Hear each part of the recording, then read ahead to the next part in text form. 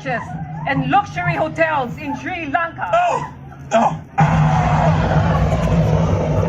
Innocent lives lost in an instant, all in the name of their ideology. There is a call for these senseless killings to end. But how? Hindi naman makita. Let us examine Philippine history and discover how Sultan Kudarat, a Muslim from Mindanao, kept the peace with Christian Spanish soldiers. Who is Sultan Kudarat? Sultan Kudarat ruled in Maguindanao in the 1600s during the Spanish colonization. He was considered one of the greatest sultans who reigned with wisdom, passion, and courage.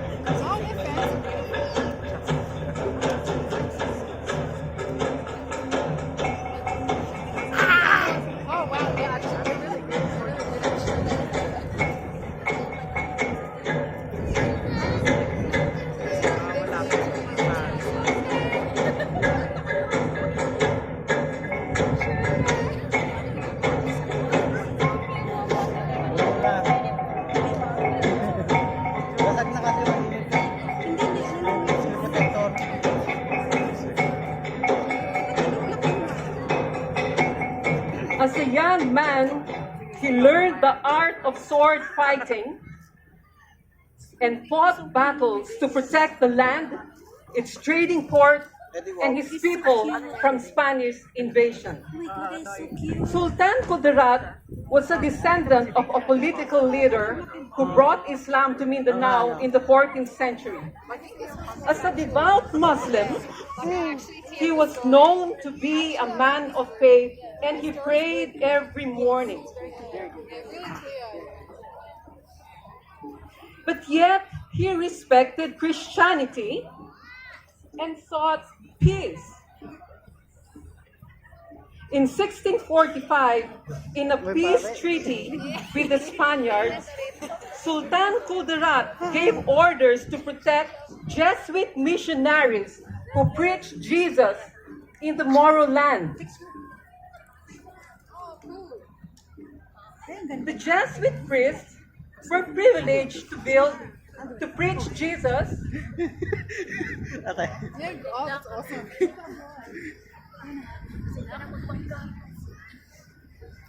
This is called Amin. So practice that. But he also preached the gospel to even to those who would not receive the gospel of Jesus Christ.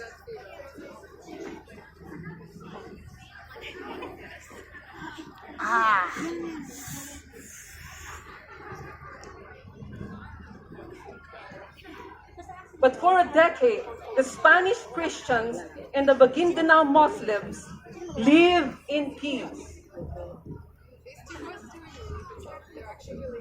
Sultan Kudarat can be considered as a leader who protected religious freedom, which is an important principle for the 21st century. Don't you think so? While Sultan Kudarat was a man of peace, he would not tolerate Spanish oppression. He opposed the Spanish military presence and the building of Spanish forts. He condemned how the Spaniards subdued indigenous chiefs in order to gain power. He opposed forced labor that the Spaniards imposed upon the locals in shipbuilding and public works. But he inspired the people of Maguindanao not to be enticed by the Spaniards, but to resist the yoke of slavery and to fight for their liberty. So in 1565, Sultan Kudarat declared war against the Spaniards. And as a political strategist, he united Maguindanao and rallied Malay Muslims from Sulu to Brunei. And as a brilliant war strategist and a courageous warrior, he led the war and defeated the Spaniards.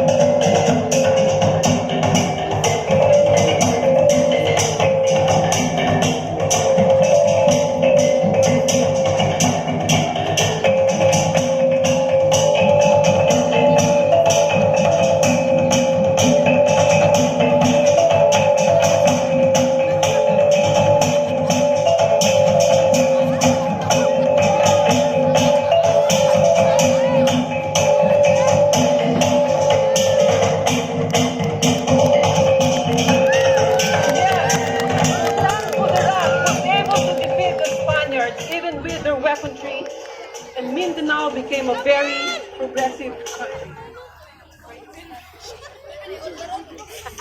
He now goes home to his land and lives the love of his life. Yeah, we were choosing the women to carry the girl on the dress.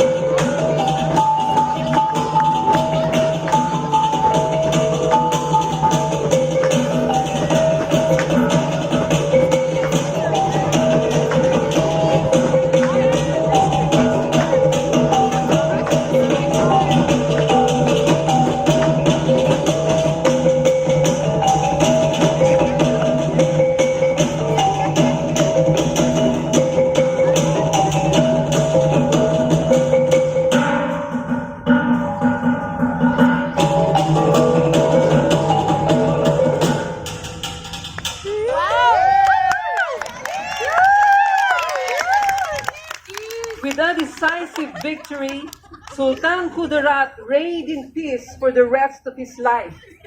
The Spaniards were not able to colonize regions in Maguindanao, and Sultan Kudarat embodied the sovereignty of Maguindanao and the preservation of its rich culture, which we continue to celebrate to this day.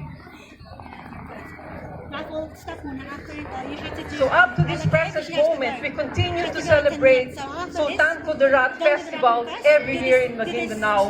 And people from over from Davao and all over from Maguindanao, they come together and celebrate the festivities of Sultan Kudarat.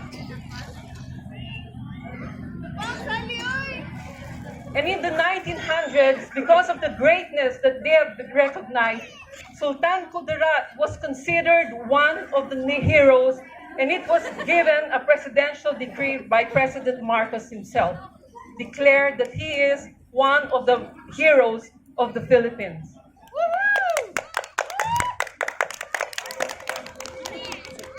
So let's join our hands together and let's celebrate with our fellow Filipinos from Mindanao.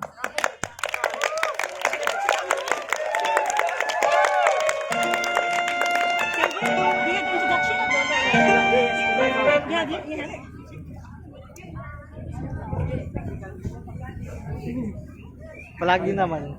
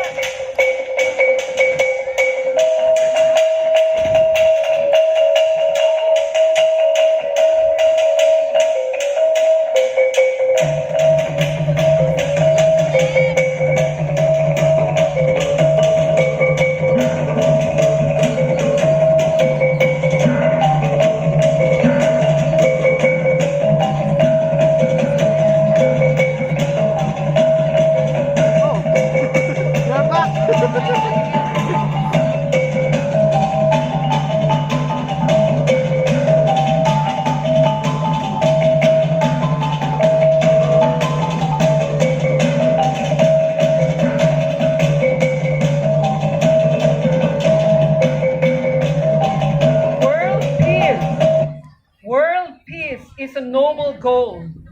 Blessed are the peacemakers, for they shall be called sons of God. Let us use religious freedom not to oppress, not to hate, and not to wage war. Yung mga nandun, Rather, with our God-given freedom, let us choose to love one another, show mercy and kindness, execute justice, and seek peace. And together, we can be as one.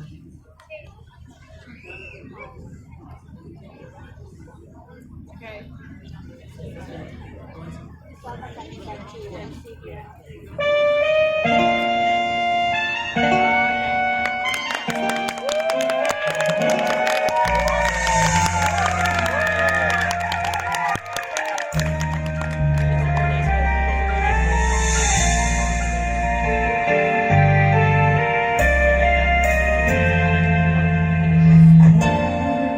Tinig mo, ano nga bang halaga ng buhay sa daigdig? Darating pa ang isang ngayon at magbabago ang panahon pang bawat pagdaing ay